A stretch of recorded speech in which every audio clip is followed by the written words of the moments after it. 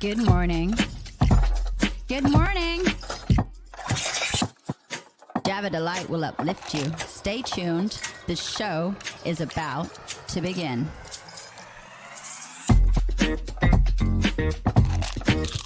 Grab your coffee. Stay tuned. This show is about to begin.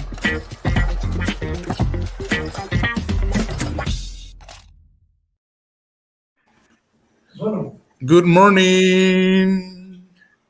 Hello, guys. Happy Thanksgiving. Happy Thanksgiving, guys. How are you guys doing this morning? We're good. We have winter in South Africa suddenly today, so we're all still in our pajamas at 5 o'clock in the afternoon because our Thanksgiving dinner turned from a dinner to a pajama party. I'm very cold here too. I just woke up and it was colder than regular, so I was like, "Oh, I'm gonna put a sweater." So it started to feel like winter. I don't even want to hear it. It's 17 Fahrenheit, -8 Celsius where I am. It's only 22 degrees here where we are, so it's not as cold.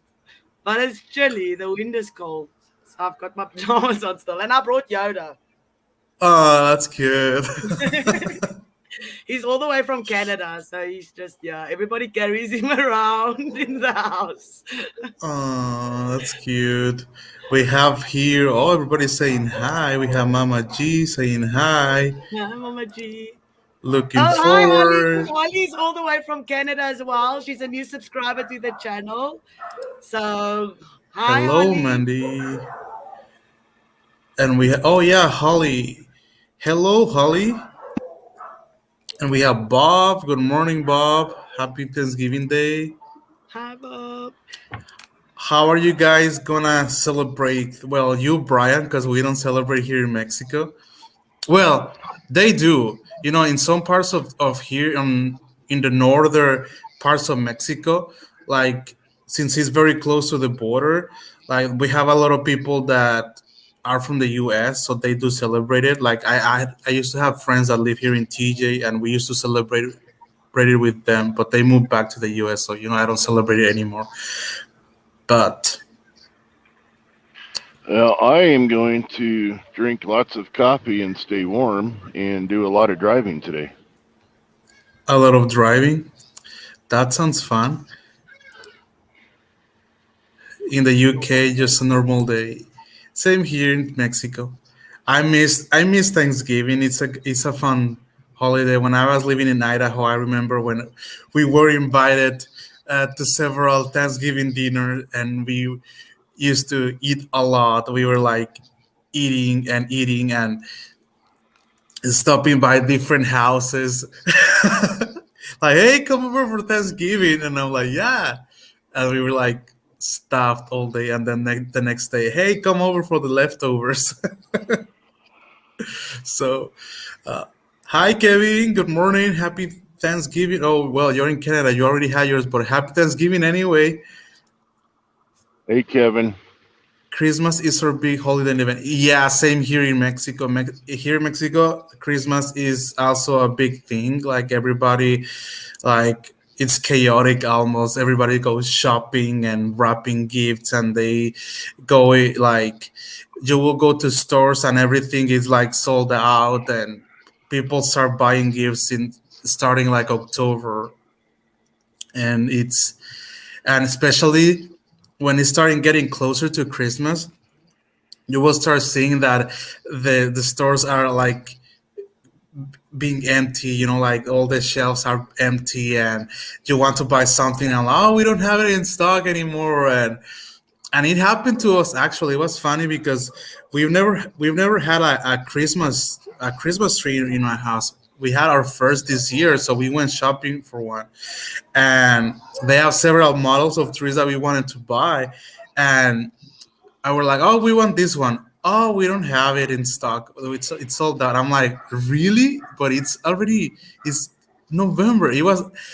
November was barely like beginning. So we were like, you don't have it? What about this one? Oh, we don't have it either. I'm like, oh my gosh, you don't have anything. And I'm like, but you just started to selling this. How can not you have them? I'm like, yes, people came here and bought them. And I was like, okay. So then we ended up buying another model that but it turned out perfect. But yeah, people were going crazy for Christmas, and you started seeing the stores, already selling, and So, it's fun why didn't you have a Christmas tree? because we used to live, here in the new house that we moved to this house like last year, and the other houses that we used to live, like they weren't like big enough to put up a tree on. Okay. They were kind of small, so we were like, okay, now we have a little bit more of room, so we should have a tree. So we were like, Oh, yeah, let's buy a tree. how did you decorate it? Oh, we put. I would show you, but I would have to. Let me see if I can move around, and I'll show you guys. For you guys, I'll do this for you. Oh, cool. I like seeing Christmas Let's trees. see. I like Christmas decorations. It's always so pretty when they put up the lights and stuff. So can't help Do it you feeling see, festive. guys?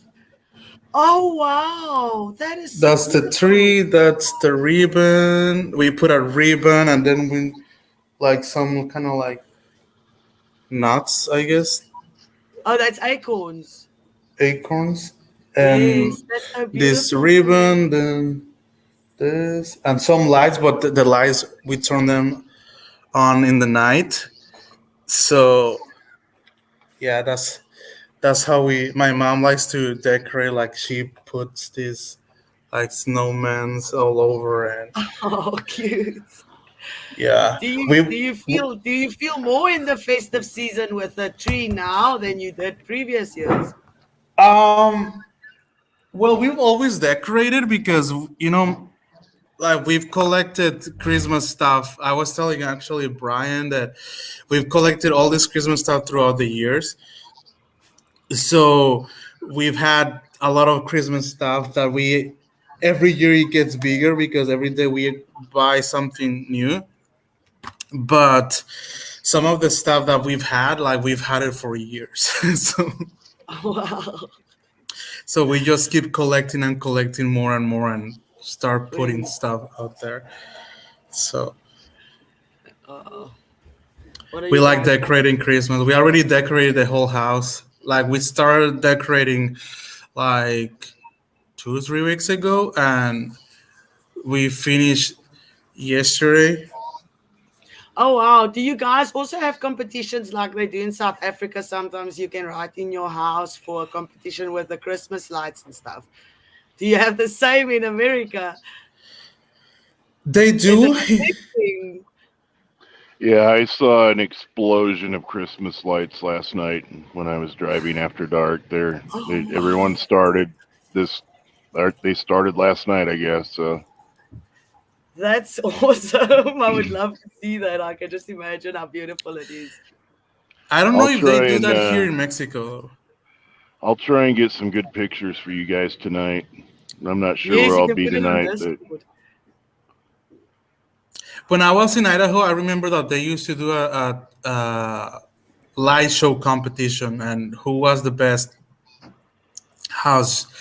And it was so cool because you literally would like drive over like a street, and you would see like a light show, different houses, showing off their lights and stuff, and it was so cool. I loved it. I was very impressed with how some houses had like literally it was packed. The yard was packed with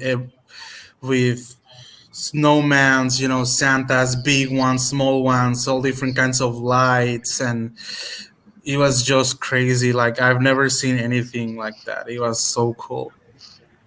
I like there's to hear that. actually a house in Idaho. It's in the mountains, in the South Hills. It's like south of Burley, actually. And this guy, it takes him 6 months to actually get all the lights and everything put up. And Oh then wow. it's literally turned into a tourist attraction. So like, a lot of people drive out there, and you actually park and then walk through it, and he's got actual camels for the nativity scene, and donkeys, and actual animals in it. There's lights everywhere. There's like 2 acres of nothing but Christmas scenes and lights, and it's an incredible place to go check out during the holidays. I love Baby Yoda too, Mama God. He's one of my favorites. So he traveled all the way from Canada to come say hi to you guys. He's going to Death Fest with us. He's going everywhere with us in South Africa. Stuart says the best Christmas light show was in Australia, where a whole street was lit and synchronized to music. Oh wow, Wow, that sounds amazing. that's Let's see. awesome. Let's all just take pictures when we see houses like that and put it on the Discord, and then we can vote who we think's the best, which ones we think's the best ones, the ones that we Yeah, can. So we share the Christmas love. I think I would have to go to like the big houses, because I'm pretty sure like some of the big houses are gonna decorate it pretty cool, like Yes. kind of like in the rich neighborhoods. So because I've seen some in Mexico, some big houses that they decorated like very, very, very well. I still remember when I was a kid, and we were visiting a city like where I have a lot of family in a city called Obregon, and we were there visiting, and I saw that they had like a something huge going on for Christmas, and I still remember because I was very impressed in how like all the stuff that they put in and all the effort that went into decorating the house. That I was a kid, but I still remember because I was like, oh my gosh, that's so crazy. It was so That's good. insane. And I believe that there are some houses there that they create like that here, but I haven't checked. So maybe I need to go around and look and take pictures to see if I can find something like that. I like seeing the Father Christmases on the roofs doing stupid stuff, or the people's things that fail.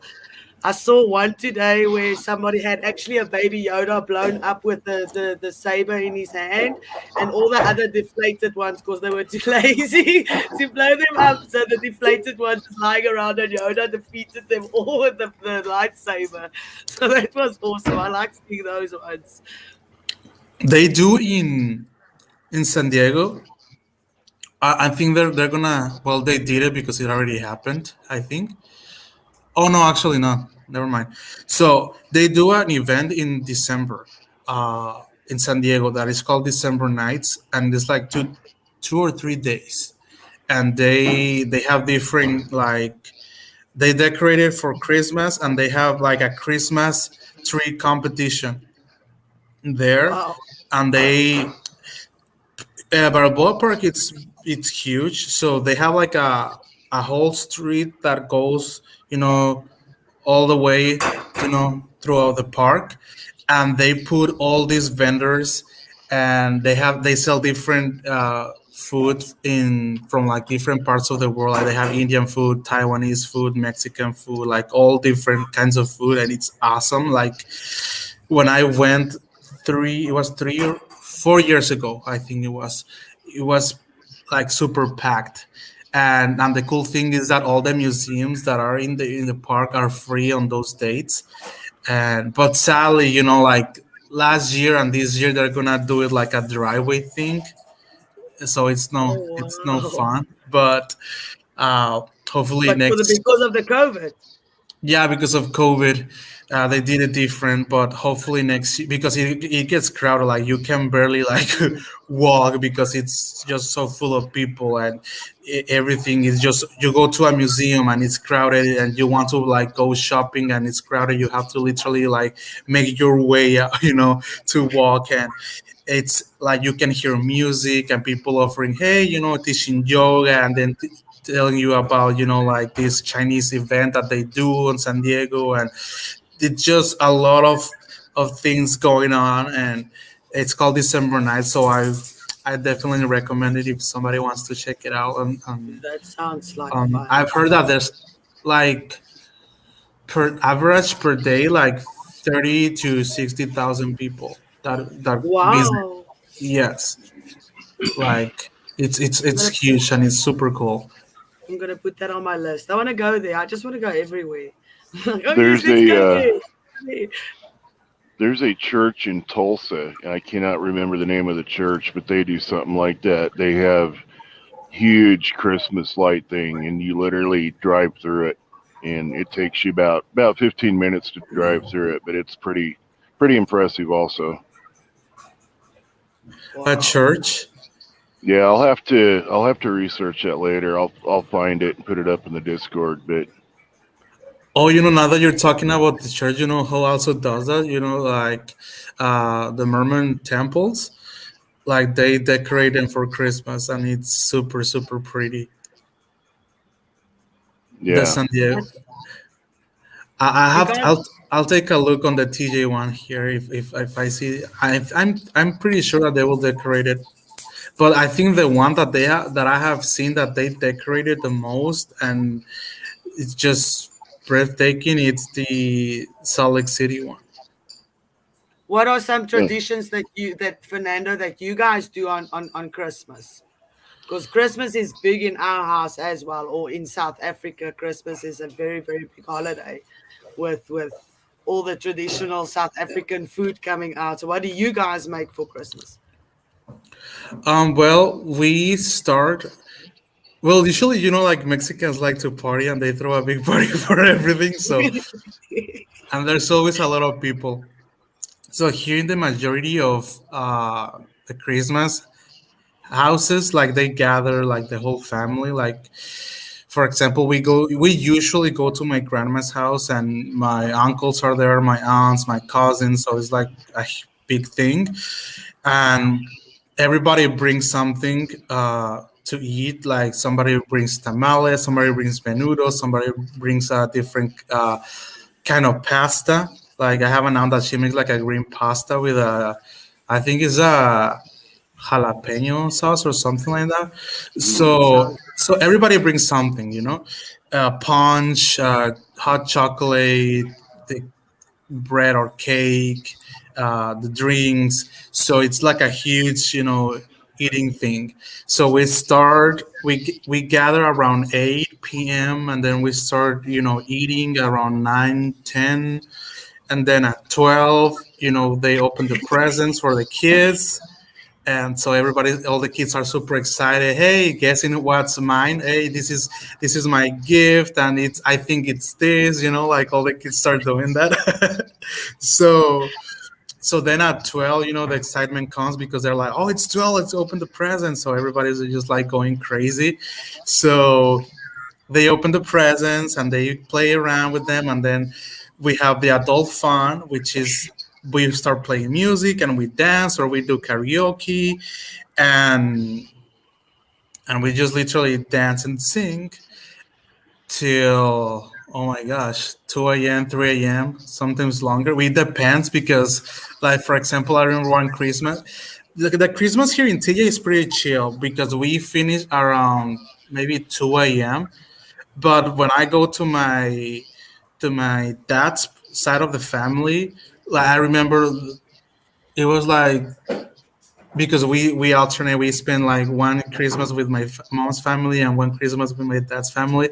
So the last Christmas that I spent with my dad's side of the family, we were singing until 6 a.m. in the morning. So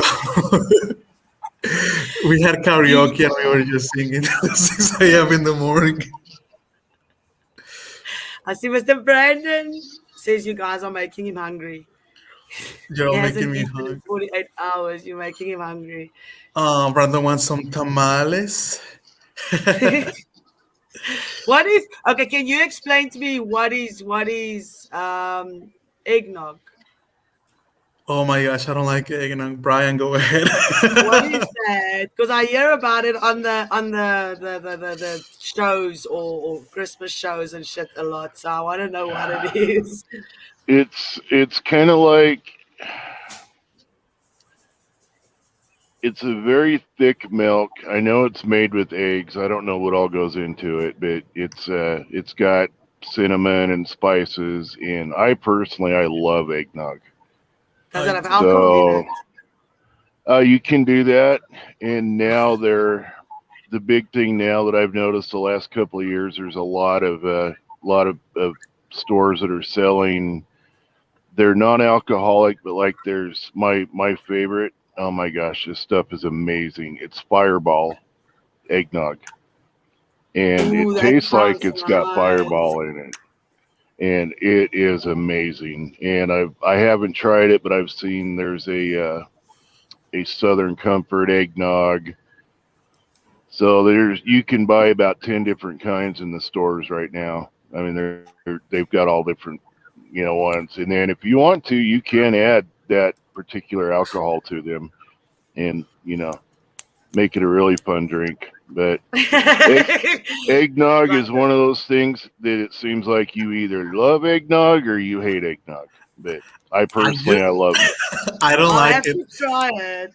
I tried it when I was in Idaho, and I'm not a big fan of it. I was like, okay, I'll try just because it's a new thing. I cannot say I don't like it because I've never tried it. I didn't even know it existed, so I was like, okay, eggnog, let's go ahead and try it. And yeah, I didn't like it. Fernando and Ilse, I sent you both my cover song on Messenger to play for me as well. I haven't checked my messenger, to be honest. I have my phone like in my room, so I'm gonna see, and then we'll quickly sort that out.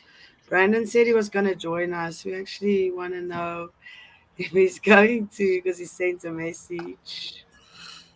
you're getting some Surprise you love, all. Brendan. Get some breast. So Yeah, now you've got me in the mood for Fireball eggnog. I think I'm gonna have to pick some up somewhere tomorrow. I made elephant coffee. I said to the guys, I'll tell them what elephant coffee is. So Mandy will recognize this. It's amarula cream. So it's made from the marula plant, which is a plant in South Africa. So when it falls off the tree, the elephants get drunk on it, but it's got a very distinctive taste. So we use it, it's like a liqueur, but we use it as milk in our coffee. Then we call it elephant coffee. So it's got 17% of alcohol in it. So that's what made me think of eggnog. So what happens when an elephant gets drunk? That's gotta be funny. That's disastrous, hey? It's disastrous. There's actually some lodges in South Africa where the elephants walk through the lodges. So, which is very beautiful, but then you just stand and stand still and try and not get in their way, because you don't want to be trampled by one of those. No. It's not fun and games.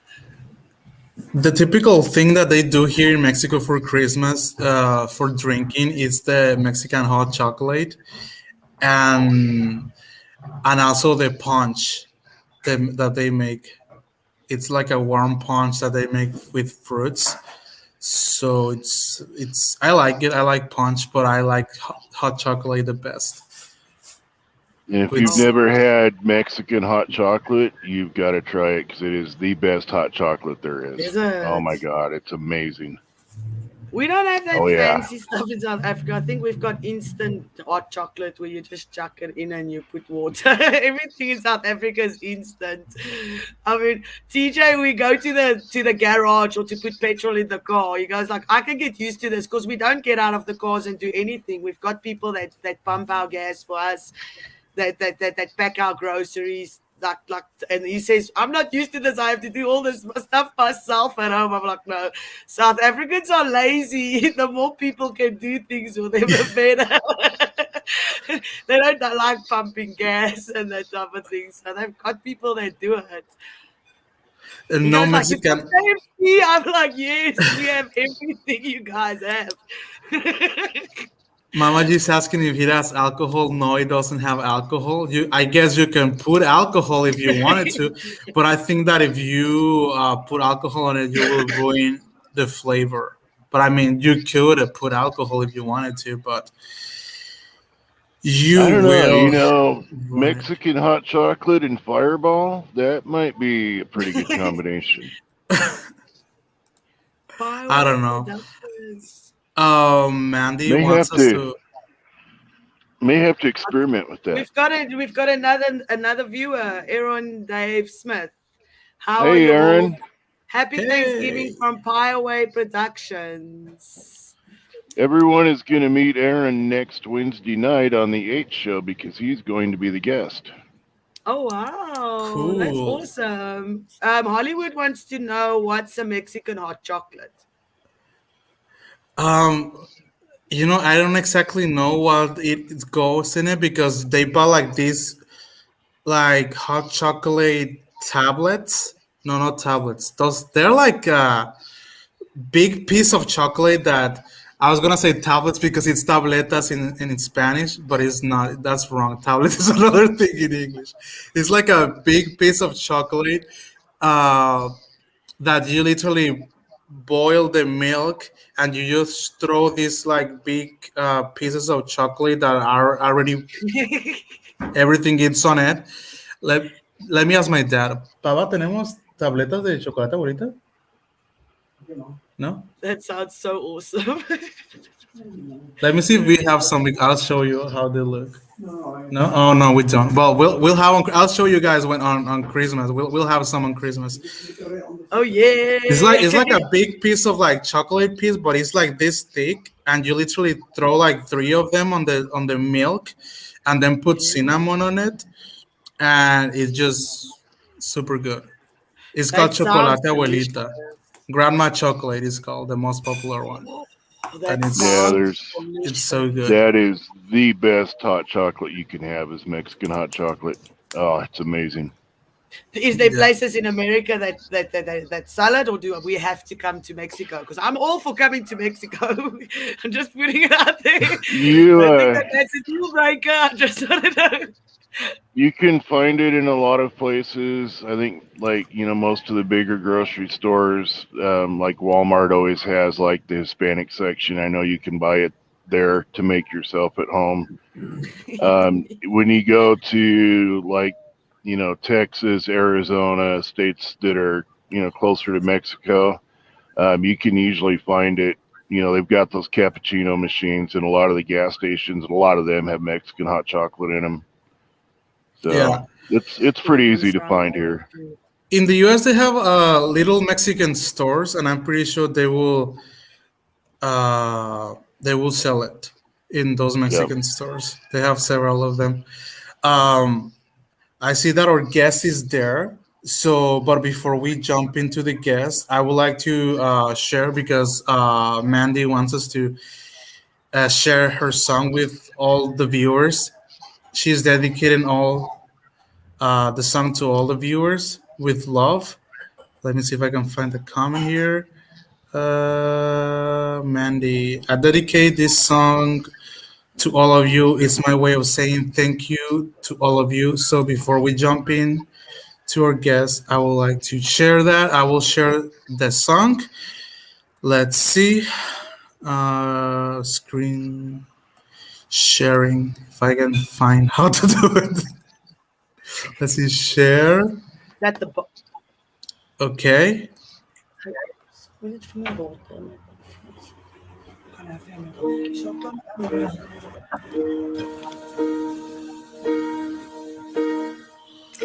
When I am down and oh my soul so weary, when troubles come and my heart burdened be, I am still and wait here in the silence until you come and sit a while with me. You raise me up so I can stand on mountains. You raise me up to walk on stormy seas. I am strong when I am on your shoulders. You raise me up to more than I can be.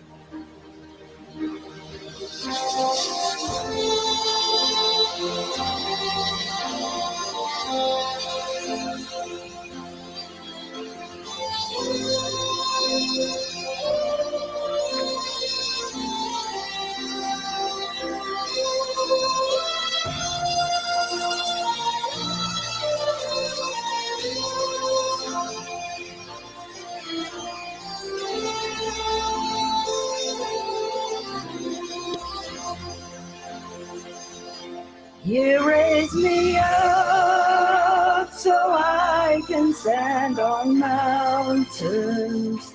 You raise me up to walk on stormy seas. I am strong when I am on your shoulders. You raise me up to more than I can be.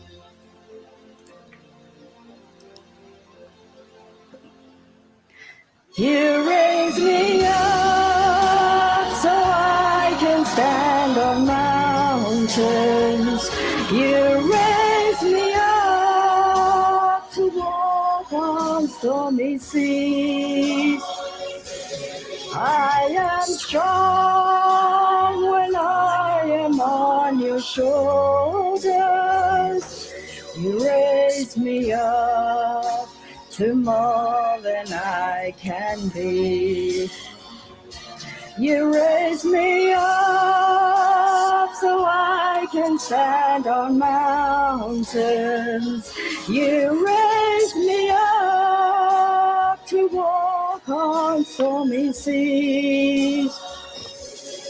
I am strong when I am on your shoulders. You raise me up to more than I can be. You raise me up to more than I can be.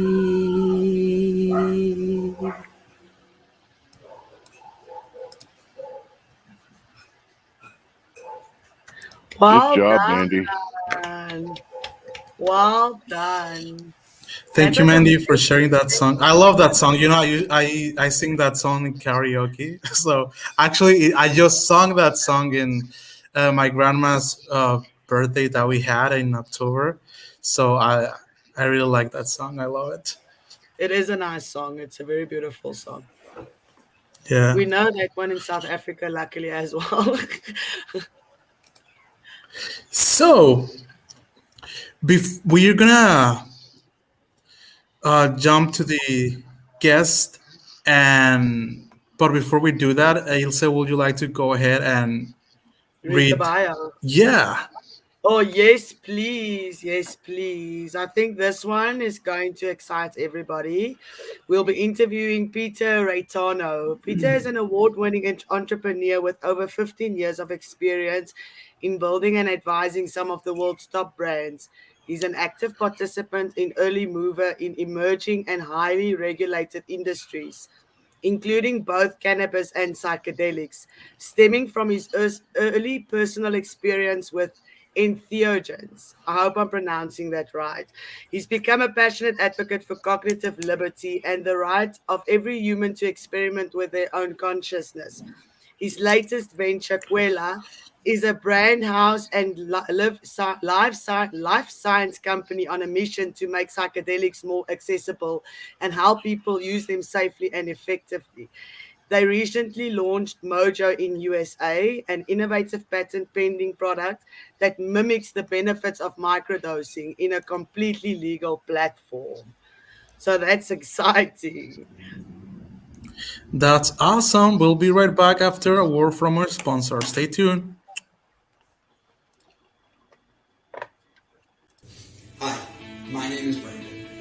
last year, the Delight Cafe team and I traveled across the U.S. researching this rapidly growing industry of CBD products. What we have found throughout the industry were products that were inconsistent in dosage and used ingredients that weren't even lab tested. Products with chalky textures, bitter aftertaste, and worst of all, confusion among the CBD consumers. That's why we created Delight Cafe.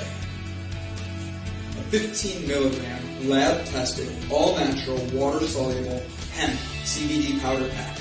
It's odorless, colorless, and tasteless. Add it to your favorite drink of choice, wherever, whenever, on the go. Quickly find your calm, your balance, and your delight when you need it most.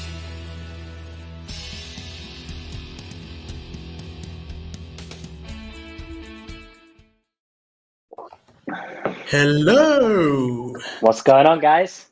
Welcome, Peter. Hi. How are you doing today? Very well, very well. I was listening into that last segment. You guys have got me wanting to try some hot chocolate. It's only 10 o'clock here, but Are you in the UK? I'm actually in Toronto, but I was born in Australia, raised in the UK, and now live in Canada. So Okay. our Christmas drink in the UK is just straight gin. That's all. With nothing else. It's just, well, this has been a hard year. Exactly. Sounds dangerous. It sounds dangerous. Thank you for joining us. Of course. We are very Thanks for having excited me. to speak. I've got so many questions already because I hear about microdosing and I've done mushrooms and all that, but I've never gone into it as how much it can help someone. So my first question will be, how do you really work out a dose to start microdosing? Yeah, so I mean, there's a variety of schools of thought on dosage, frequency. There's a bunch of different kind of protocols. There's one called the Fanaban schedule. There's one called the Stammet stack. Generally, you're talking about a tenth of a gram from a microdose, so kind of 0.10, 0.25. You're really talking about subperceptual doses, so you're not actually truly meant to feel it. You're meant to get the kind of compounding effects over time, but everybody's different, right? So I know people that take 100 mg and they're good as gold, and some people take half of that and they're feeling it pretty heavily. So it's all about kind of working out. So my advice is always start small, pick up a protocol like Stamets or Fadiman, somebody like that. Start small, and then you can start increasing your dose. We created Mojo, our first product, to give people a bridge into this world without having to necessarily, most countries it's illegal still, unfortunately, and so access is fairly limited. And so we wanted to create a product in the now that mimics some of those effects, so people can get those nice results without having to do anything illegal. And I'm not saying you shouldn't if you want to choose to do that type of stuff, of course. We all make our own decisions, but Mojo was meant really as an educational tool and the bridge product so people can get those benefits. What exactly what are the issues that microdosing will help with? So generally people talk about like a bucket of four things that they're looking for. They're looking for improved mood. They're looking for cognitive benefits. So what's called neurogenesis, that helps kind of nerve endings grow over time. They talk about focus and energy, pick-me-ups, creativity, things like that. And so those were all of the things we wanted to replicate. One of the things that always comes up when you're talking to people about microdosing is this idea of plant-based Adderall. We all know what Adderall does. People take it to kind of work longer, focus a bit better. People take it because they've got mood disorders like ADHD. And so microdosing, the people that do microdose kind of talk about replicating some of those things that an Adderall might do. So that's exactly what Mojo does. You take it. I like to take my Mojo at 10 o'clock in the morning. I have a coffee really early, and then I take Mojo, and it just gives me a really nice kind of mood lift, a really nice focus, bit of energy, without any of those kind of hardcore kind of jittery effects that you get if you say drunk 3 cups of coffee, or any of the toxic overhead that you get if you took Adderall or something like that. So it's really a mood boosting, energy creating, focus type supplement. Wow. And it's been 10 years in the making for us. I mean, our science guy made it at university, the first formula, and he made it because he wanted to get off Adderall and he wanted a study aid at university. So he created the first version 10 years ago, and then he brought it to us a couple of years ago, and we've been, working on it and perfecting it over the last 2 years. And the first iteration was, tasted disgusting. It melted really easily. It was kind of sugary and sweet, and it was really strong. It was like, drinking 10 cups of espresso. You kind of got this really intense high. And so we spent 2 years giving it out to people, modulating the effect, dialing it in, getting it tasting nicer. And now we're super happy with it. We launched it mid last month in the US and Canada. And then hopefully the rest of the world. Coming to South Africa soon, hopefully. Yay! That's cool. That makes me happy. Yeah. I was just gonna ask. I'm with Mama Gotti because I picked up on the words you said. It mimics the psilocybin. Can you maybe explain that to us? What is in it? Yeah. So first off, it's if you take 10, you're not going to trip. So there's no psilocybin, there's no psychedelic components or hallucinogens in it. We really wanted to take what people talked about and looked for in a microdose, and then find other natural ingredients that could do those 4 things that I talked about, and then stack them together in something that's easy. That's why we chose a gummy, because it's tasty, it's easy, you can take it on the go. And so I have the bag here, little Mojo. So the ingredients is 14 different bioactives. We've got 4 different types of mushrooms. The strongest type of Cordyceps sinensis CS4, which is a really strong concentrate. Lion's mane, Cordyceps militaris. We've got some ginger that kind of settles the stomach when you take these kind of stimulants.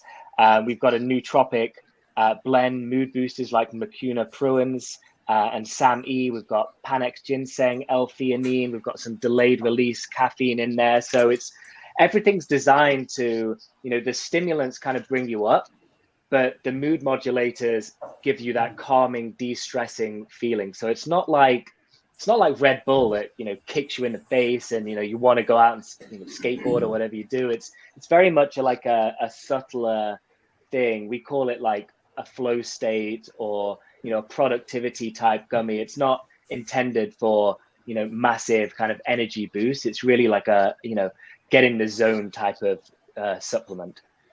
Nice. Is this something that will affect a drug test? It won't. It's all legal stuff. And how do you got into that? What made you say, hey, I'm gonna create this? How did it start? Yeah, I mean, I started working in cannabis about 5 years ago, just before it legalized in Canada.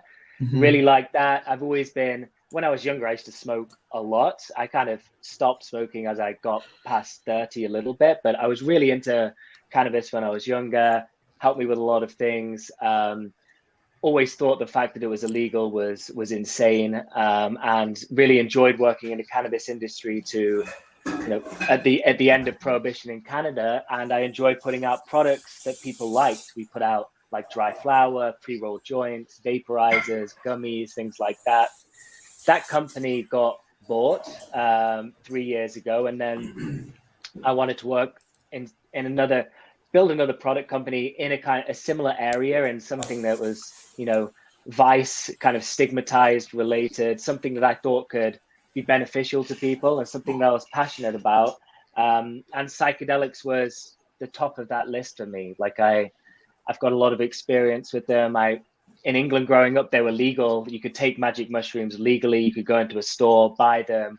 I used to go out into the woods with my friends and trip for 8 hours and have the most amazing experience and sometimes the most terrifying experiences, but like all really beneficial. And I wanted to create a company in that world that helped people get access to these substances in a safe, effective and responsible way. So somewhere in between rolling the dice and going out with your buddies and dropping a load of acid, and on the other end, sitting in a doctor's chair and taking a dose of ketamine.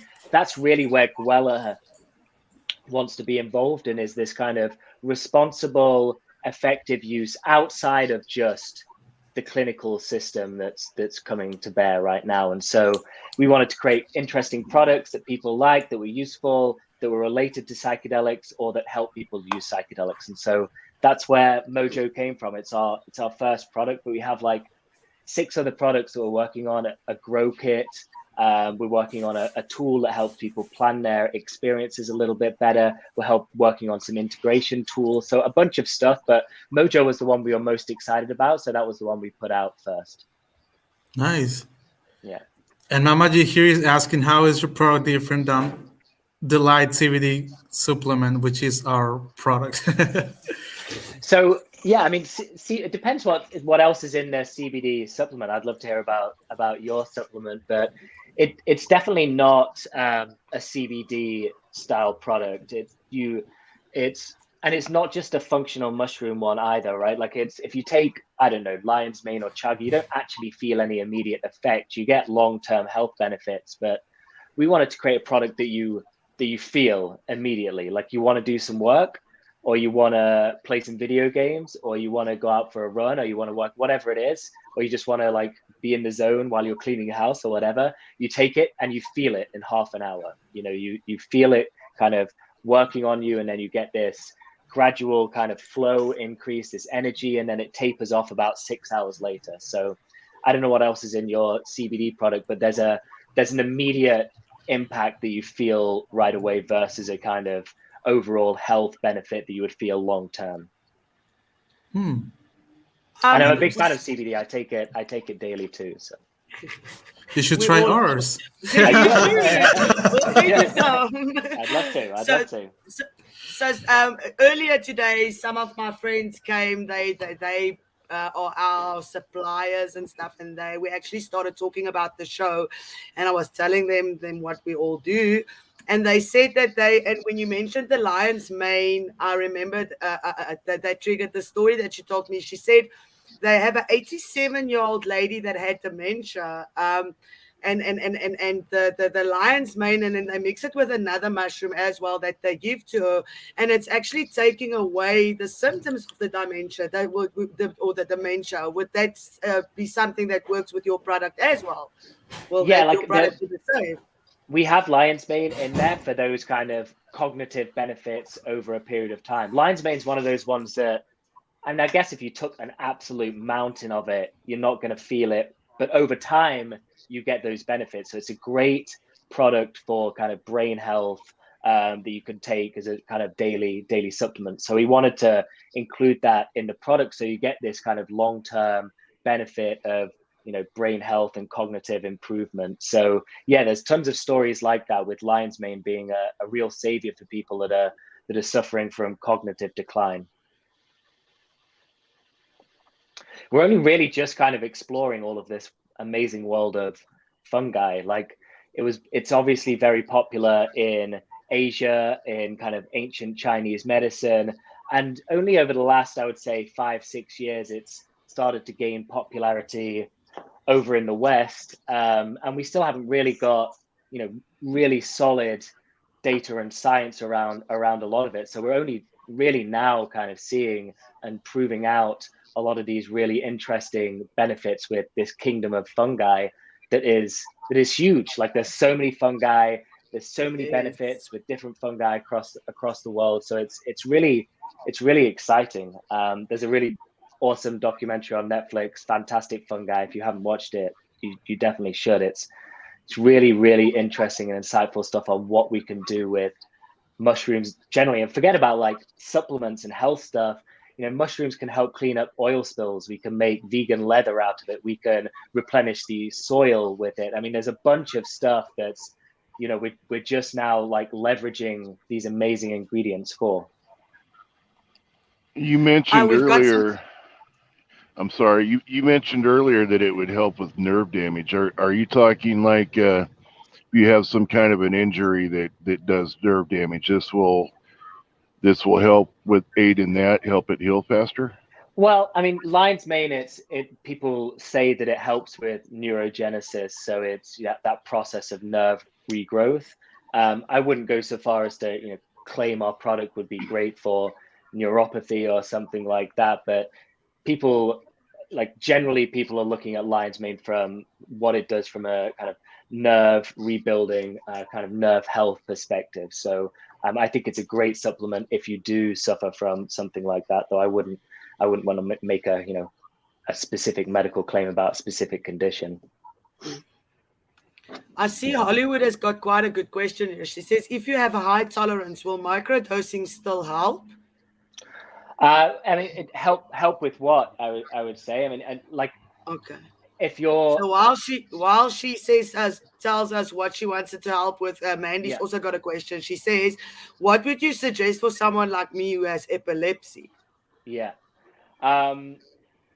Difficult question. I mean, I certainly wouldn't necessarily recommend a psilocybin type product. I'd have to, I don't think there's any kind of good data on psilocybin and psychedelics treating it. I could be wrong. I haven't looked into it, but from a natural products perspective, I've heard of a few things that people talk about helping with them, but epilepsy is one of those things that I would definitely be seeking not me medical advice. So I wouldn't say that Mojo would be something that you would necessarily want to take if you were seeking treatment for that. I've heard people talk about CBD and things like that, but I wouldn't want to make those claims myself. And then on the question about like dosage and tolerance, look, if you've got a high tolerance to psilocybin and you're taking it from a macrodose perspective, the macrodose is one thing that,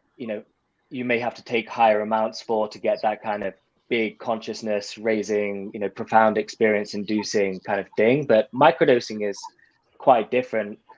You really only need those small amounts on a regular basis. So I would say like, try it. If you're not feeling it, that doesn't necessarily mean that it's not doing anything, because it's meant to be sub-perceptual. So integrate a little bit into your daily routine and go from there.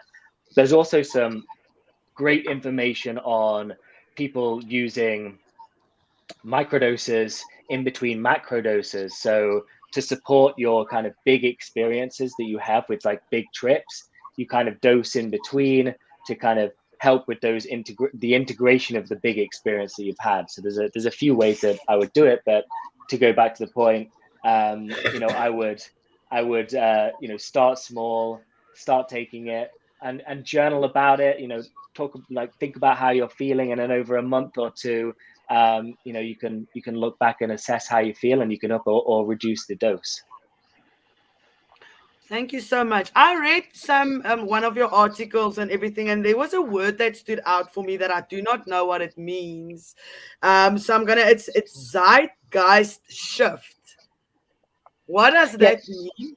Zeitgeist just means kind of a cultural epoch, like an era or something like that. So when I say like there's been a zeitgeist shift, I really just mean there's been an attitude shift. The kind of times are changing, and people are more accepting of, I'd say, alternative functional health products, but also there's been a kind of loosening of regulation and realization that, these once illicit and stigmatized substances shouldn't be stigmatized, and they actually can be really beneficial. And so, I did a talk in the UK recently with a politician about prohibition, and he made the same point. Like, I can't remember the stat, but it's something like 55% of people in the UK are for legalizing cannabis. It's pretty high, and generally people are against the drug war and throwing people in jail for trying these substances, non-violent offenses. And so there's been a kind of a zeitgeist shift, an opinion shift culturally, and now we need the regulators to catch up. And in the US, there's been some amazing changes. We're seeing, state by state decriminalize. I think there's 14 different states now. Some just decriminalizing cannabis, legalizing cannabis, others doing psychedelics. Some, are doing the whole spectrum of drugs and decriminalizing drugs because we're recognizing that the war on drugs and prohibition just causes more problems than it solves. And people want access to these, medications and substances. Do you, using your product, can that help somebody get off pharmaceuticals like depression, like pills for depression, or PTSD or that kind of thing? Will it work for that as well, and ADHD and those kind of things? Well, that's one of the big things that's coming out of the research into psilocybin and psychedelics, is, how do we treat addiction effectively? How do we treat these chronic conditions that are treatment resistant with current pharmaceuticals? And addiction is definitely one of them. There's some great research coming out of the UK about alcohol addiction and alcoholism. But in the US, there's been people looking into kind of opioid addiction. There's things like ibogaine and iboga that's shown great promise for people suffering from serious addiction. And we're not talking, weaning people off over a period of 2 years. We're talking about 6 days of treatments for ibogaine and people are completely clean. ADHD, there's a couple of companies looking at ADHD from a psilocybin perspective. So yeah, there's a bunch of stuff that's really, really promising. Like I'm not going to make medical claims about Mojo, but I would say like a lot of the reviews and a lot of the people on our site and testimonials, a lot of the feedback has been around mood. It's not necessarily like I said, energy, massive energy. A lot of the people have been taking it because it's really helped with their day-to-day mood and this kind of modulation. So ADHD is one of those things that people have talked about as to why they take the product. And then we brought in a turkey for Thanksgiving. I saw that. I was waiting till he was done. I didn't want to interrupt you, Peter. This is one of my favorite topics. This is one of my favorite topics. I talk about psilocybin, CBD, cannabis. So I was really I think I have COVID. I'm going to take a test today because I got really sick and I've been not myself and tired. And I always try to wear a onesie and I only have this one I can wear like once a year. So I gotta, unless I'm going to run a 5K, but it's usually on the same day as today. So but no, I love what you're doing. I didn't hear, where are you located? I didn't catch that part. I'm sorry. Toronto, Canada. I love Toronto. Yes. And the other thing is, how often do you get in trouble for growing those marijuana plants behind you? Well, it's legal now. It's legal. Oh, that's true. That's true. I've also got my tree right next to me because mine's also. Yeah, it's also legal. We had a delivery to our house this morning or just before the show. I'm like, guys, you need to go now. I've got show because I get deliveries to our house. It's a new world. It's a new world. Civilized. Oh, yeah. So now, with psilocybin, there's tests. America's just starting to get ideas of this, but 96% of the funding that the U.S. puts into funding cannabis, psilocybin, all those different things, one of the biggest things they have is that they don't have they're not funding it in a way to actually do research. They're funding it to find the negative side effects of it. Have you noticed how the more you do that shows the positive, people are coming out of the woodworks to find negatives in it just to contradict what you're saying and all that? And then the other thing is, before you answer that, sorry, this is the COVID brain, and that's what I'm going to blame it. If women get to blame baby brain, I get to blame COVID brain right now. Okay, how's that? No, I'm just kidding. But I was listening, and people were asking you about does it help with this? Does it help with that? And it's micro to macro dosing. The thing is, it's about a bunch of different things. Like you were mentioning it perfectly, like from the location of where you're going to be doing it to your surroundings, from a micro dose of taking care of yourself to a macro dose. But I think the biggest thing people need to remember is the intention of what they're doing. If you suffer from depression and you all of a sudden go to a doctor and they start prescribing you medicine for depression, you're going to want to be able to know you're working on that, not just putting a Band-Aid on it. With the psilocybin, you're actually using a mushroom to be able to, or a plant, to be able to balance yourself and help yourself in a different way. But the intention is to still get rid of the depression. I just say that because I think that a lot of people think, oh, if I just take this pill, I'm going to get better. Bullshit. That's not how it goes. Yeah. Certainly from the medicalized standpoint, like using it for treatment of conditions, it's by no means a magic pill. It's going to be coupled with therapy and integration. You can't just take a psilocybin pill and that's it. I mean, the thing that we're, the people that are doing the research, clinicians, the companies looking into it, it's really a combination of therapy and psilocybin or whatever hallucinogen or psychedelic. The drugs themselves, the substances themselves, like on a very high level, kind of, there's something neurochemical going on, but a big thing that it really does is it allows you to think differently for a period of time. It allows you to unlock negative patterns of behavior and start to reprogram those kind of negative pathways. And so that's why integration is really important. You have the experience, you explore it, and then post that, you integrate it into your day-to-day life. So you need both of those things. You need kind of the experience itself, but the integration. For example, with MDMA, there's a bunch of great work going on right now. That's really an amazing drug because, for anyone that's taken it knows it's, it makes you feel very loving, empathetic. And why therapists love it is because it allows you to look at your behaviors in a kind of dispassionate way. You're not, the thing with therapy is they're always trying to do is they're trying to get you to look at behavior, look at yourself, address those issues, and then kind of change those traits. But MDMA allows you to look at sometimes quite traumatic experiences, but not feel it in the therapy. You're not, because of the MDMA. And so beyond that, you can address it, you can feel it, and then you can take that experience and integrate it. People say like altered states and then, therapy for altered traits. It's that kind of long-term stuff. But there's a bunch of, and then to your first question about are people looking at the downsides, I think they probably used to when it's government research, but there's so much private money in the space now that it's almost, I would say, the opposite. They're really bullish on the upside and kind of, I think maybe going to the point where it becomes a panacea. Obviously that's not every company, but there's a lot of hype and excitement in the space about what this stuff can do.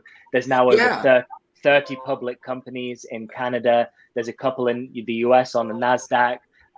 There's some great companies in the UK, and it's really like a bullish hype kind of state versus, people aren't actively going out there, I don't think, to find negative things, not from what I'm seeing anyway. It's really like excitement and bullishness and kind of hype looking into it. But there's these not-for-profits, there's these universities like Johns Hopkins, USONA.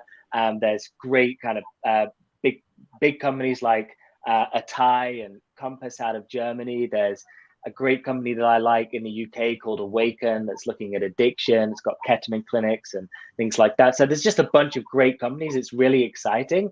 And in the next 4 or 5 years, we're going to see a ton of amazing research on what this stuff can do for people suffering from serious conditions.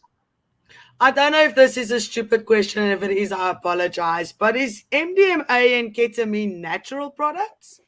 No, synthetic. So how does that help for PTSD or that kind of thing in MDMA? Because that is, it's like a party drug in South Africa. And then do they use it for that?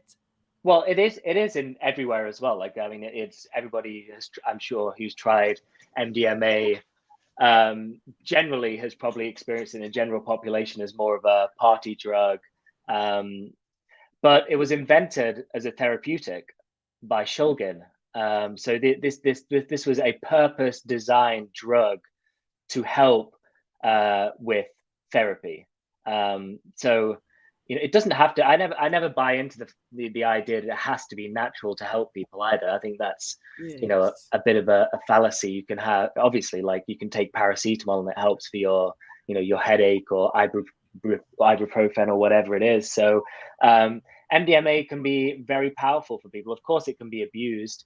Ketamine can be very powerful for people, coupled with breath work and things like that. There's some amazing stuff that people are doing with ketamine. It's also used across the spectrum for vets and things like that. But from a human standpoint, it's been used in therapy for a long time, like that. And again, ketamine can be abused. I'm sure we all know people that have abused ketamine.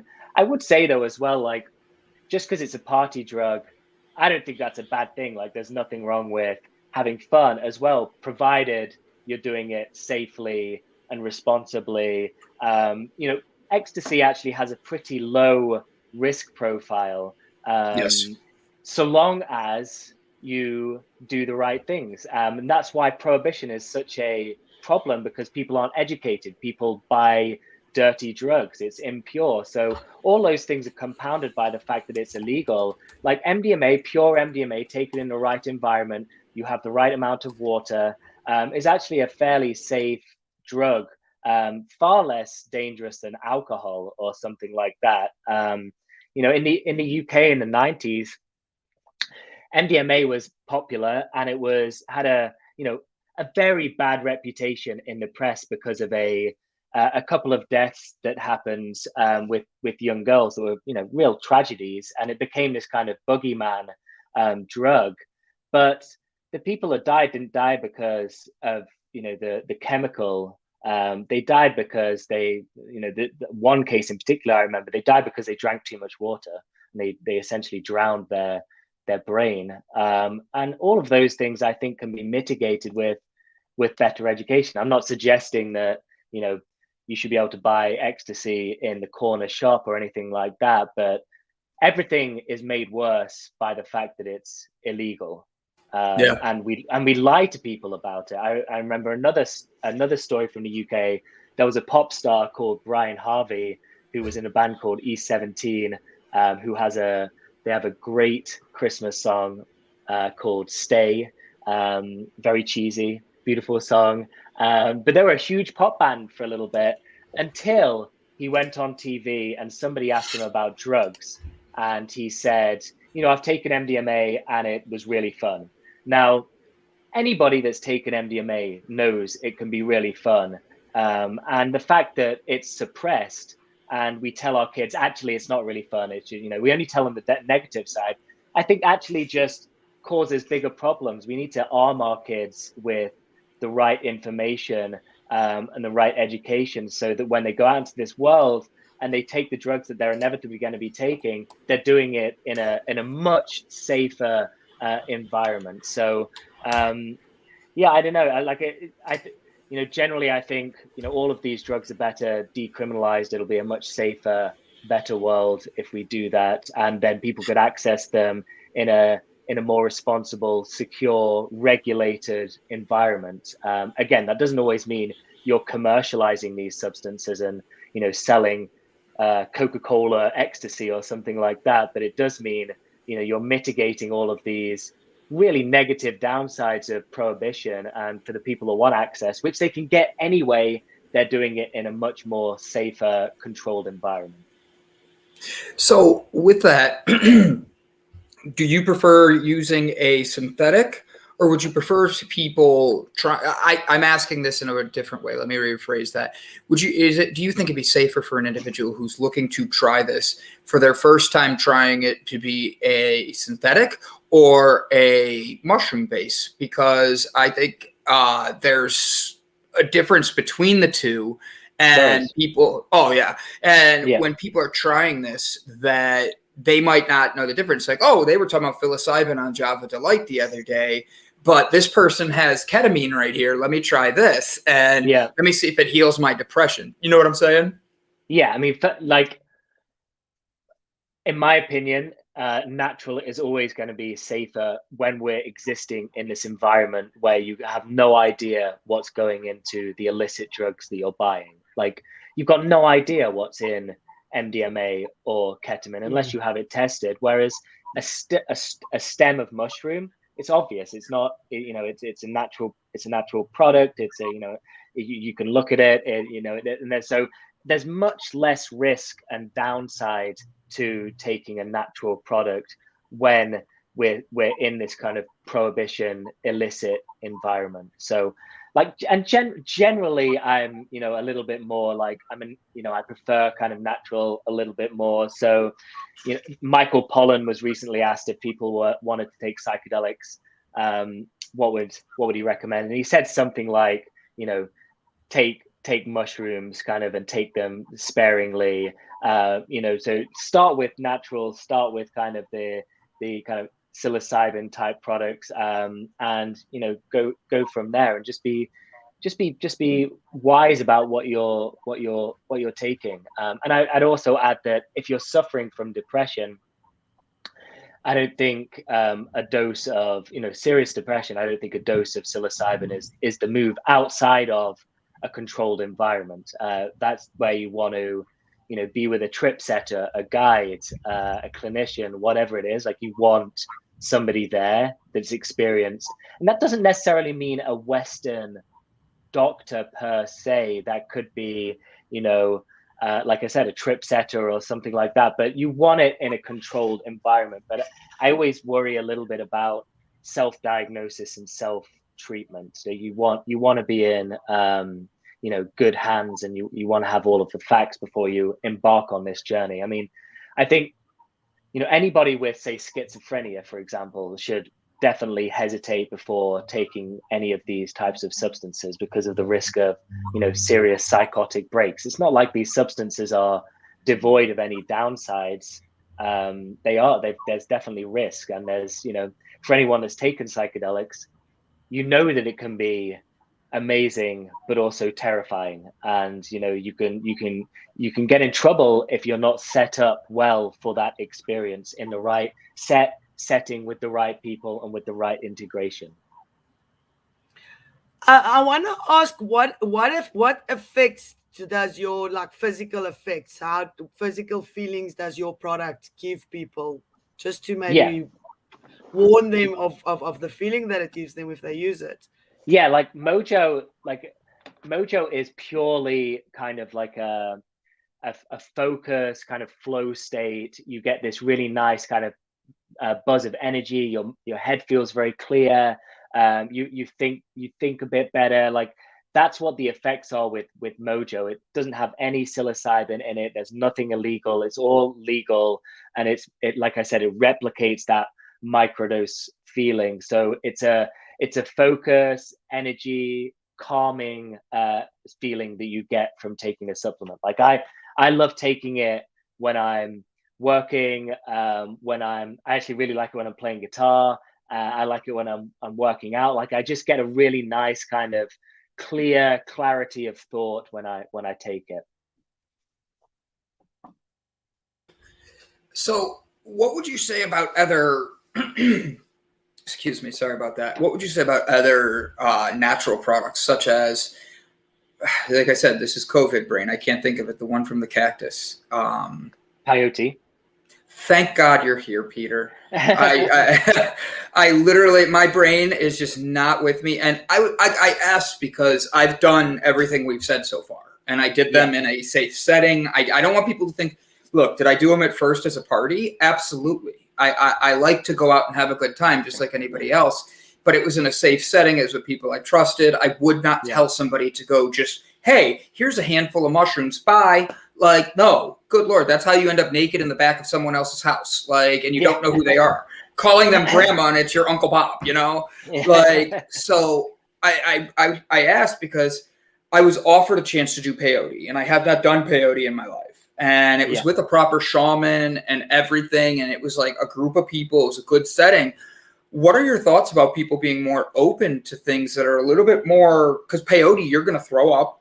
You're going to be in a totally different mindset, but they say it's like 12 to 20 years of therapy in one setting. And I'm that's what intrigues me on it and makes me want to actually try it is I've spent my entire adulthood since I was a kid being on meds. And even as a kid, I was on meds, and I'd like to be able to clear myself of those pains, those anxieties, those things, and move into the next realm of Brandon. And I say that because I know I'm not alone on that. So what are your thoughts on other natural medications like that? Well, I've always been super into the whole spectrum. Like once I'd taken psilocybin when I was 16, I just went down this rabbit hole of taking a lot of different things and looking at what they did. There was a site called, it's still up, there's a site called Erowid, that's like a database of drug information, but also experiences. So people take drugs and then they write down what they feel, how much they took, whether it was good or bad. It's an amazing resource. It looks terrible because it was designed in the 80s, but they haven't updated it since, but it's like the most useful resource. And I just went down this rabbit hole of like, okay, I'm going to try Hawaiian baby wood rose seeds. I'm going to try, go down a list. And that's what I used as my guide.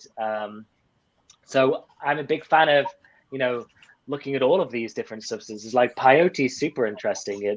Mescaline is the active ingredient in peyote. Mescaline was the substance that Aldous Huxley had injected into himself and then wrote The Doors of Perception. Like this is a serious psychedelic and hallucinogen that, indigenous populations have been using, in a very similar way to ayahuasca and things like that. So, I'm personally open to these types of things, but again, I'd want to explore it in the right set and setting. DMT, which is the active ingredient in ayahuasca, super interesting. Ayahuasca is a big experience, but DMT, you can smoke it and you can have 15 minutes. That's what they call it, the businessman's trip or the businessman's therapy, because it's 15 minutes, you're in and out, you can have a insane experience and then you're gone. It's not like 10 hours of tripping. So I'm interested in all of these substances. I think they can all bring something really interesting to the table, whether it's ayahuasca, whether it's DMT, whether it's peyote, whether it's ketamine, MDMA, or any of these. There's a bunch that we haven't even kind of fully explored yet. So it's fascinating to me, our relationship with plants and what they can do for us, both from a functional kind of health standpoint, nutritional standpoint, but also a kind of, a existential, spiritual standpoint. We have this kind of deep connection with all of the plant world, and there's a bunch of stuff that they do for us. So it's fascinating. It's fascinating. Peyote is really interesting as well because, like I said, it's the one that Aldous Huxley used with mescaline, but we're actually, like, the indigenous populations are quite worried about it because of the uptick in usage. We're actually starting to destroy the stocks of peyote, and so that's why in this instance synthetic variations are really useful, because you can give people a mescaline experience, and you can scale that to the greater population that want to use it, but you're not depleting the natural stocks of peyote that indigenous people rely on. I don't know if you're going to be able to answer this question, but you've mentioned DMT and you've mentioned ayahuasca and you've mentioned a cup of peyote. Was it peyote? Yeah, what is peyote. How do you? What is the different things that they do, or do they all do the same thing? If you want to go in that direction, how do you choose which one of these will work best for you? Yeah, I mean, it's hard to say like what one will work best for what. I mean, they're all slightly different. They're all a theme. They're all somewhat psychedelics. They all act on your kind of serotonin receptors to a greater or lesser extent. But they all do, they work in different ways. It's not fully clear actually what their mechanism of action is. We still don't really know how a lot of this stuff work. So, I'm not going to try and talk about like the actual deep mechanics of it, because like nobody really knows right now, and a lot of that research is going on. But how they all work and what they do, like ayahuasca is a really interesting. There's a vine and there's two plants kind of combining together, mixed up. You take it in a brew. You go through a bit of purging, which is the polite way for shitting yourself and puking and doing all of that type of stuff. And then you have a 8 to 10 hour experience that's one of the most profound and intense that people can experience. I mean, this is the one that people do in the Amazon and in Peru, places like that. A very kind of ancient experience that is incredibly profound and has changed a lot of people's lives. Mushrooms, depending on the dose, psilocybin, you can take what's called a hero's dose, about 5 grams, that will put you into outer space for 8 hours. Or you can microdose, and you don't really feel it, but you get those long-term benefits. One interesting thing I've seen people start to do in the culture is not necessarily macrodose, but not microdose either. Maybe they take a gram or something like half a gram on a Friday night. They get a bit of a buzz. They don't, they do it in replacement of alcohol. They kind of, they feel good, but they're not tripping.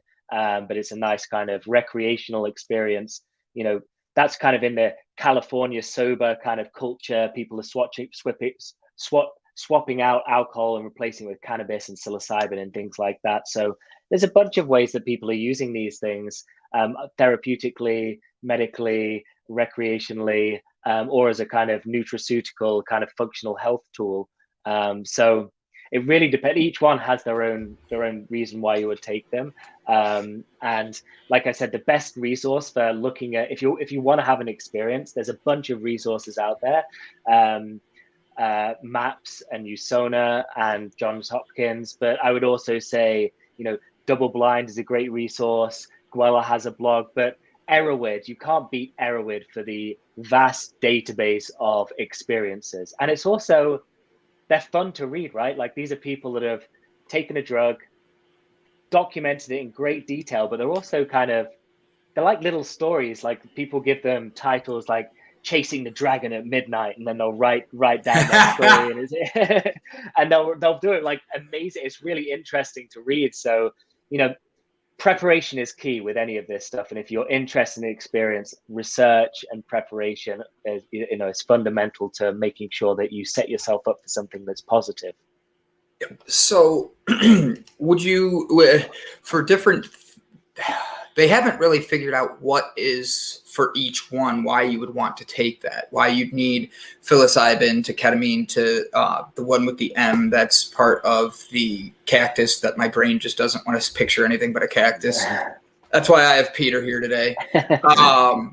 You can see I'm not, Peter doesn't know me, but this is not myself. The turkey outfit, normal. The brain stopping, not normal. So, Peter, with this being said, have you noticed that like people are opening up to this more? All right, and how can, other than just telling people and having these conversations, how can we entice people to want to know more about this and not just take a pill that might be a Band-Aid covering up the actual pain instead of healing what's actually in them? Yeah, I think it's generally happening. Like, you only have to look at search volumes and things like that to show this kind of massive increase in interest from the general population in things like microdosing. Every week, it seems like a new celebrity comes out and talks about their psychedelic experience. Will Smith just talked about his ayahuasca trip, or his 8 trips that he had. Lamar Odom has talked a lot about his addiction and how he used psychedelics to cure him. Mike Tyson, very similar stuff with kind of brain injuries. So we're seeing all the time more and more kind of interest, articles constantly coming out. Once kind of, 10 years ago or 15 years ago, the academics in the space were kind of like the weird guys tinkering around. They really didn't get much funding. They didn't really get much spotlight. Now they're like, rock stars, and they're getting tons of funding. They all sit on these big corporate boards. There's a ton of interest in what they're doing. We're seeing huge conferences, massive capital flowing into the space.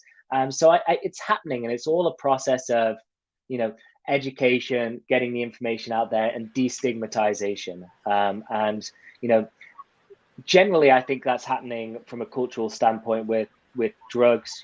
Cannabis has become more normalized. I think this is a natural next step. I mean, these things were only really stigmatized because of the drug war and Nixon, late 60s, 70s.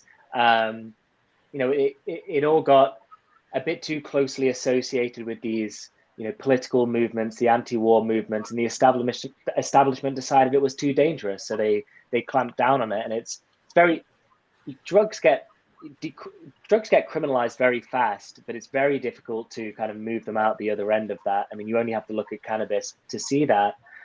What was kind of, cannabis was criminalized because that guy that made paper was worried about hemp becoming the dominant source of paper versus trees. And so he essentially propagandized, he owned a lot of media publications and propagandized what he called marijuana, and scared people into thinking it was a drug for Mexicans, and got it criminalized. And so it's been a 100-year virtually process of getting it legalized and decriminalized. And psychedelics had a massive boom in the 50s and 60s, a ton of interest, a bunch of research, and then Nixon dropped the hammer, said no more. And then it's been a 30-40-year process of reigniting that flame. And I just think the tide's turned now. There's too much good data on what these substances can do. There's too much interest, and it's inevitable that we'll see prohibition decrease, inevitable that we'll see them integrated into mainstream society. And we spoke with one of the biggest grey market operators in Canada on our podcast a few weeks ago, called Blue Goba. These guys are doing $500,000 to $1 million in revenue a month. Some of the bigger ones are doing 4 or 5 million a month. There's massive demand from consumers for these products, massive. And so the demand is there, the interest in there, the science is building up, the culture's shifted. So I think it's only a matter of time until we start to see massive societal changes. I think the information about the drugs and the effects are also easier to come by than it was 40 years ago. So if now's time, if you tell somebody this and this is what something do, they go out and they do research about it and they make up their own mind. So I think that's what is pushing You said earlier that you grew up in Australia, but you're in Toronto now. Did you guys have Thanksgiving in Australia? No. Or what holidays do you guys celebrate there? So in Australia, we had Australia Day. We had a bunch of stuff around, I don't know, the monarchy. Like, Australians and Canadians are very attached to the monarchy. I don't get it. They still love it. They actually celebrate it more than British people do, I think, certainly in Australia. So we had, like, in Canada, we have Victoria Day. In Australia, we have something else. We also have, like, the military ones, Christmas, obviously. But I grew up, I was born in Australia, raised there until I was 5. And then we moved to the Caribbean, St. Kitts. And then we moved to the UK, where my mum's family is from. And that's what I kind of identify with more as my English side. And then 10 years ago, I came over to the Arctic, which is Canada. So that's where I live now.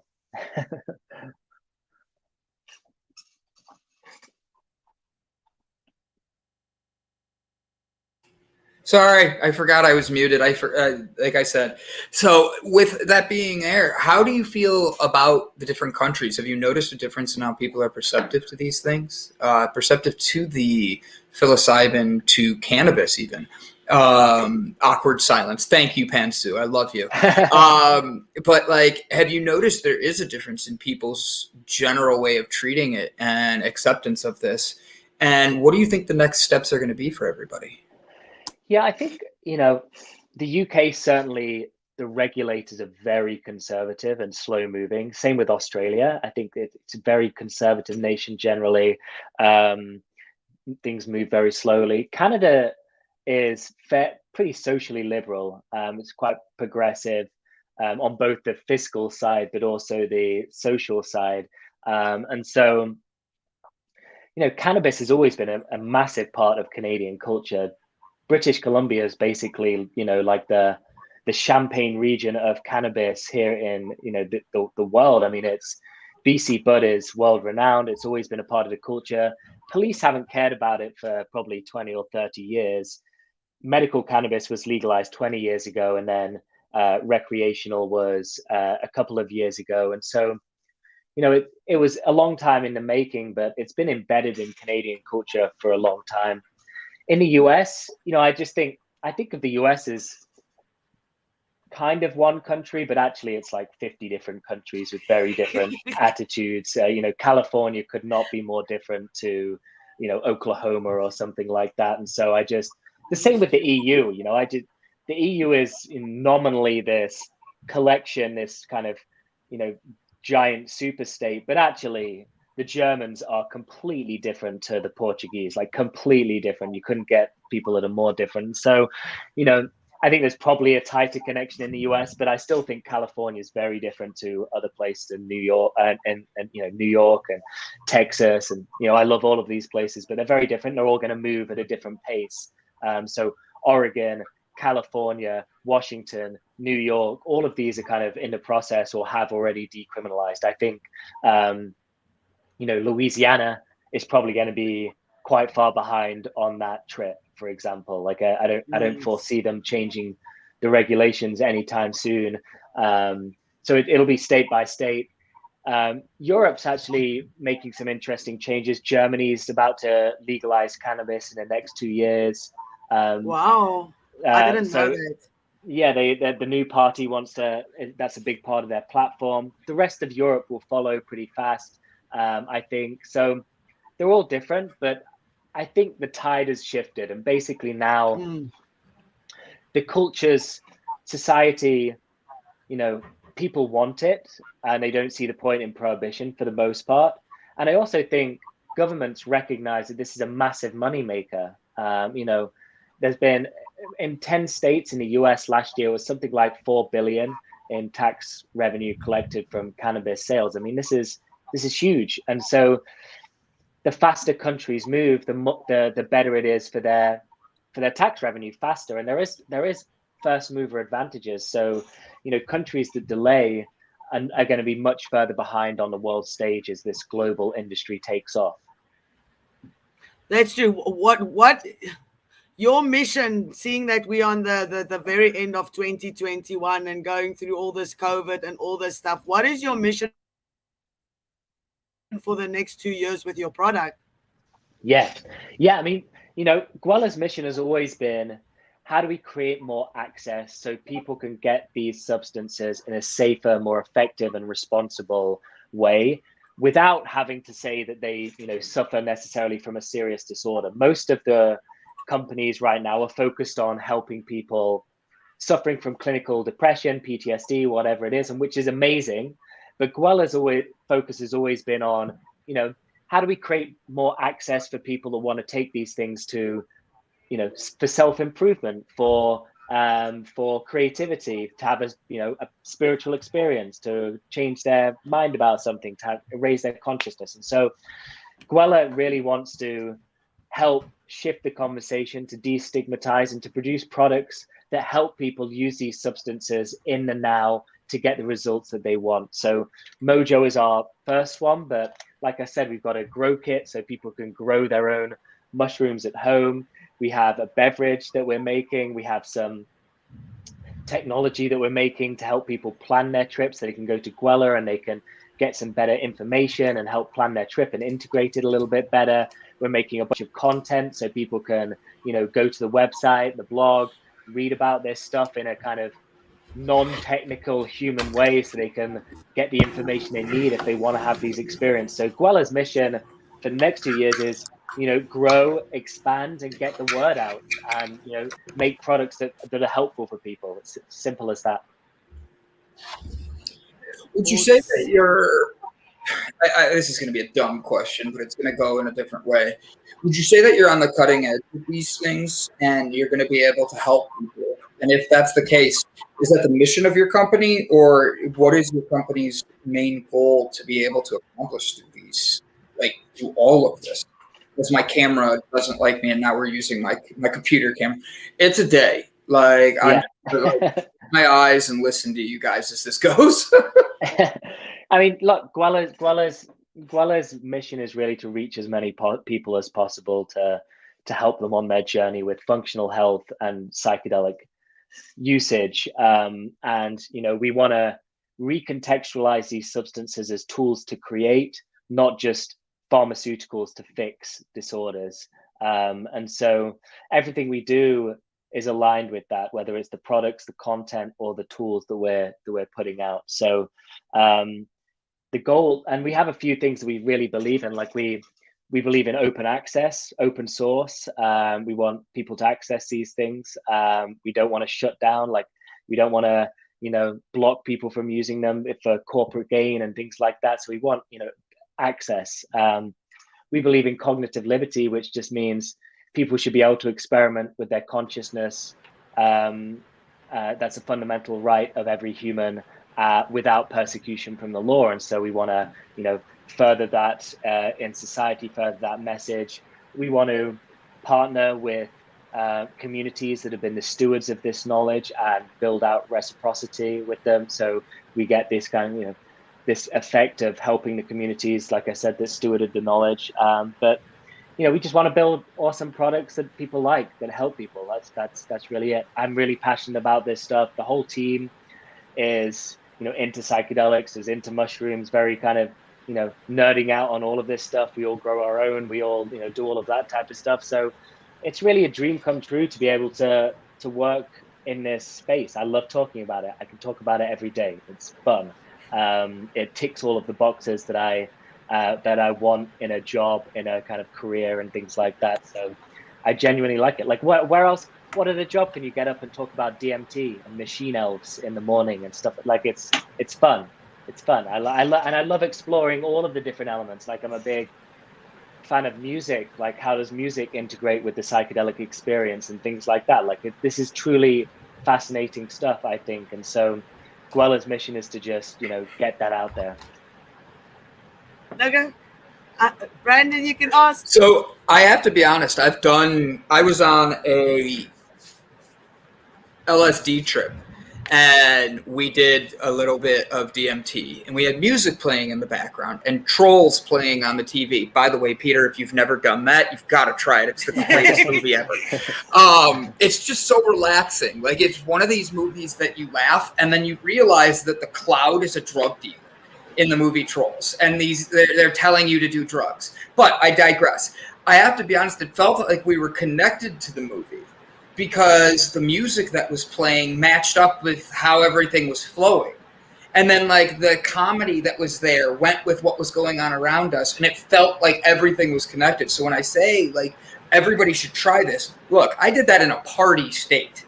I did that with a group of friends. We were wanting to try something new in a positive environment and all that. Not something that was me sitting alone playing with things. Not at all. But like, for me, it was one of those things where Trolls is like a movie people make fun of me for because I'm open about it. And I'm like, you should try it. Like, have you had an experience where there's any of these, where you would say, all right, guys, this is one you got to try. You get your best friends around you and you would try this together. Because mine is that Trolls movie with opening up and seeing how the music flowed with what was going on. Even when the freaking fire alarm went off because we forgot the oven was on, and the food was burned, all of a sudden all you hear is like, woo, woo, woo. It went with the beat, and we were laughing like hysterically because we went and fixed it. But it was like one of those where, wow, I never saw how it all flows together until then. Yeah, I mean, I've got a ton of, not Trolls. I haven't actually watched the film Trolls, so I'll write that down on my list right now. I think back to some of my experiences, and I mean, one of the ones that stands out was I remember taking MDMA in a field. I grew up in a very rural setting in a village, and those four of us, we went out to the field, pitched a tent. We were camping out, and we just took some MDMA together and listened to music and just like talked, for 6, 7, 8 hours. And it's hard to explain to people that haven't taken MDMA, but that feeling of selfless love and compassion is so revealing and so cathartic. You look at your friend and you love them, but it's also like you just genuinely want what's good for them. There's this kind of spillover of complete compassion and empathy, and it's not like the kind of the ego disappears and you just look at them and you just love them. You love them as a person and you love what's going on. You kind of genuinely kind of drop those walls and have the most amazing conversations. And that's probably one of my best experiences, just shooting the shit with my friends, listening to music, and experiencing that kind of that ultimate empathy that MDMA brings. And I like that MDMA. I like the MDMA experience as well, because it's just, I mean, it doesn't give you the psychedelic. It's not a true psychedelic, but in some ways it's so long as it's pure and all of that type of stuff. I've never had a bad time on MDMA. So it's the barrier to entry, I think, it's a bit less scary, but you're going to get less different things out of it. So you're not going to suffer full ego death and trip and see the most whatever all of the things that people talk about on mushrooms or DMT, but you will get this experience, this beautiful and enlightening and cathartic. And so that's I think that was one of the most important ones for me. But I would also say, like, some of my negative experiences on psilocybin have been really helpful for my character. Like when I was younger, I could be a bit of a asshole to people. I think I was quite ego driven, and I'm not saying I'm not ego driven now, but I could be quite mean sometimes. I remember not being the nicest to some people. I wasn't a bully, but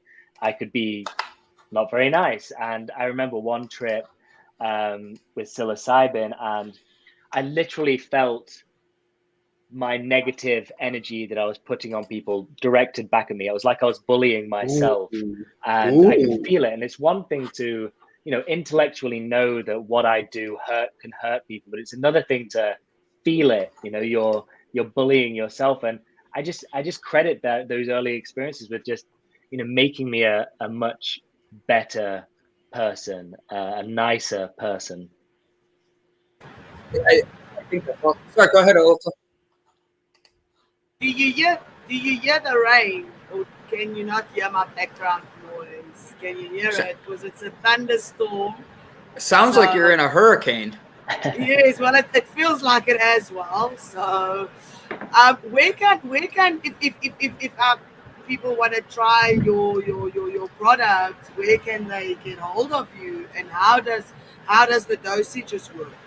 Yeah, so if you want to try Mojo, you can go to mojo.shop, mojo.shop. And we have it's Black Friday coming up, so we've got a 30% off. So I think the code is Black Friday 30, and then you can get 30% off. And then if you want to check out Gwella, which is the main company that Mojo's underneath, you can go to gwellamushrooms.com, GWELLA mushrooms.com. And that has all of the information on what we're doing, the future products, the newsletter, the blog, all of that type of stuff. So very cool. Very cool. Is this the right site? I'm not even on the right. That's it. Perfect. Because I was like, I clicked on it, and this is your is this the one with psilocybin in it? No, this is the microdose mimicking one. Yeah, we reversed engineered. Yeah, just making sure I explain it correctly, because this is pretty, honestly, like this is fascinating to me. I'm actually going to be like, I'm curious about this. Now, do you eat that whole pack at once? No, you eat one gummy. Some people may need half. Some people, may need two. I take one as a dose, but yeah, they are tasty, and it is hard to resist eating the whole pack. But you definitely shouldn't. It's a 1 dose supplement. What will happen if you eat a whole packet? The same thing if you drunk 10 coffees, you wouldn't feel very calm. Put it that way. You would feel kind of very hyper.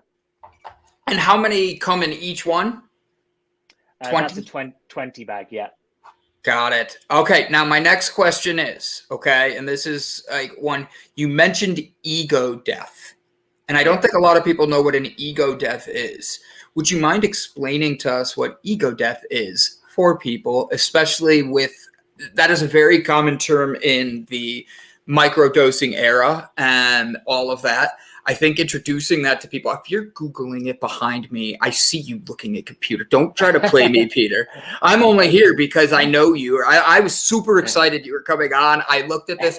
Like, Peter, you're doing things. While you look that up, I'll stall for a second, okay? That way you can come up with a good answer and read for a second. Working together. Yeah, I want to work with him.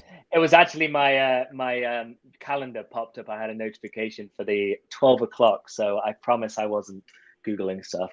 No, you're fine. Even if you were, I wouldn't have cared. I'd be proud that you were looking up. And do you ship internationally? I assume no, but like Germany, EU, we have a lot of viewership from around the world, South Africa and all that. Do you ship internationally?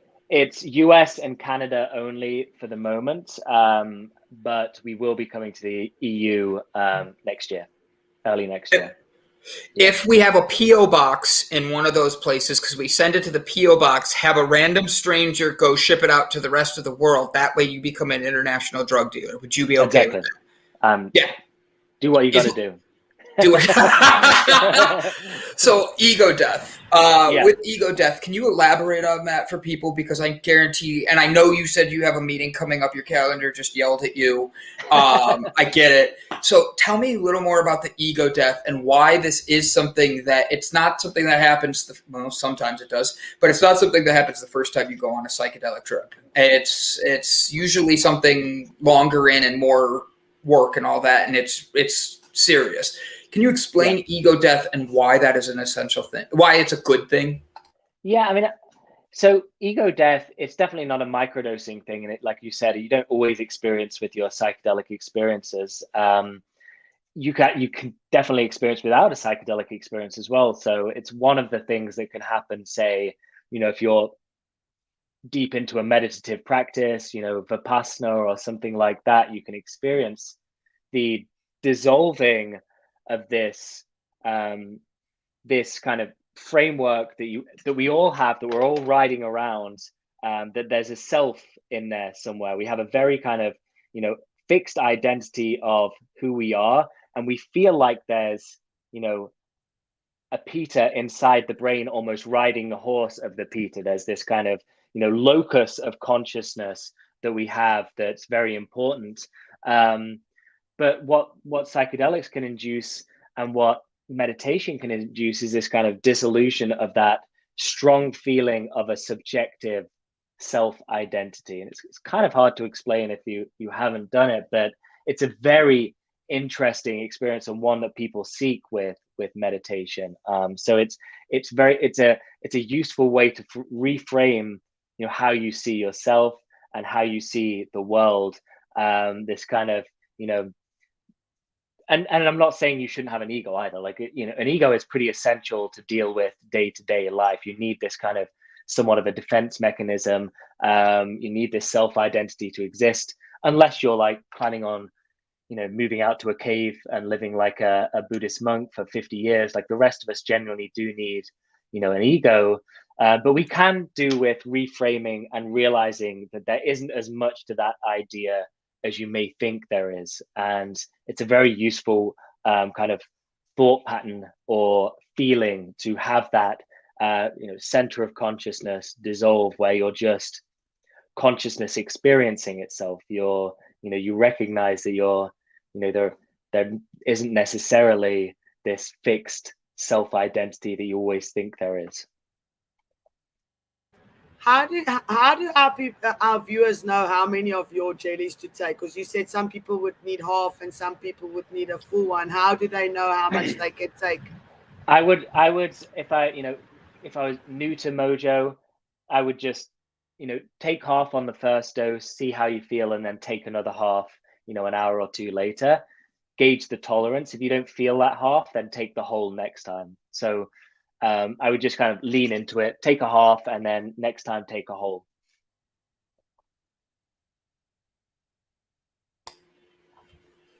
I don't know where I wanted to go. I thought that was going to be a lot longer of an answer. I was trying to plan my next question. So with that being said, is there a way? I totally wasn't ready for that. Peter, have you noticed that you have, I was looking at your website. That's why I was distracted. And I saw you've got Business Insider, you got Forbes, you've got all these great organizations that have caught you guys, you've caught the attention of. What's the kind of backlash you get again what's it like from these things? Like, do you see a backlash? Do you see people that are there that are not understanding what you're doing and just trying to create controversy or anything? Or do you see people more being understanding and having questions wanting to adapt into this? Honestly, I'm seeing more and more people just interested in this stuff. That more and more people gravitating towards natural supports and a general interest in these types of substances, whether it's functional mushrooms, CBD, cannabis, whatever it is. There definitely are people that raise their eyebrows, that and there's very much social conservative people that think that drugs are will cause the end of the world and are terrible for people and we shouldn't have access to them, while they sip their coffee and drink their wine later. So there are those people out there that think quote unquote drugs are just one entity and all of them should be prohibited, and they think it's not a good thing to decriminalize or legalize. But generally, I think there's a growing acceptance, and there's mostly we see a lot of open interest in what we're doing and what the wider industry is doing. It's an exciting time. So one of the things we do at the end of the show is we speak a positive affirmation out into the world. It's Thanksgiving here in the US. You guys had Thanksgiving in Canada in October. But it's where we just speak something positive into the world for everybody. I'll go first so you can see how it's done. I just shared your webpage for everybody right here, so that way everybody has a chance to not only connect with you, but I want them to go buy your product. And so you know what website you're looking for, guys. This is the website right here. It's 2020, correct? Am I saying that right? Yeah. 20 in a package. You can sign up for a monthly membership I found on here. They've been featured in Forbes, Benziga, Microdose, Trend Hunter. I saw Business Insiders, Yahoo, Psychedelic Magazine. That's kind of a fun one. I didn't even know that existed. Boom, USA Today. That was the one I was looking for. They have so many different ones, guys, and they've been featured in a lot of these. So do yourself a favor, go there, make sure you check it out. Here's the website link. Take your time, go there, shop, look around, tell Peter how handsome he is and how great the beard looks. He loves those type of compliments. So Peter, I say all of that and we head to the end of the show right now. The way we end our show so that way you can get to your meeting is positive affirmations. And I'll make this real quick so that way you could go. I'll go first. I think Ilse just lost her internet too. So this makes it even easier. I'll go first, you go second, and then I'll hit the end button so that way we can go. Ready? And go. Guys, happy Thanksgiving. Thank you for being here. Wow, that's a turkey head. Do yourselves a favor. Take some time today to be thankful and really know what it means. And what that means is look inside yourself and be thankful that you show up for you. Take a moment to love yourself, beyond yourself, and be around family and spread positivity and joy. Peter, thank you for bringing such a positive message today. And guys, please keep bringing the best that you have because it's showing up for yourself. Love it. I would simply say, may you be well, may you be happy, and quote, Bill and Ted, be excellent to each other. I absolutely love that. Pete, you're welcome back anytime. I'm going to let you go, my friend. I'll email you the show. Thank you for everything. Happy Thanksgiving. Thanks so much. Take care. Have a great one. You too. Bye-bye. Bye-bye.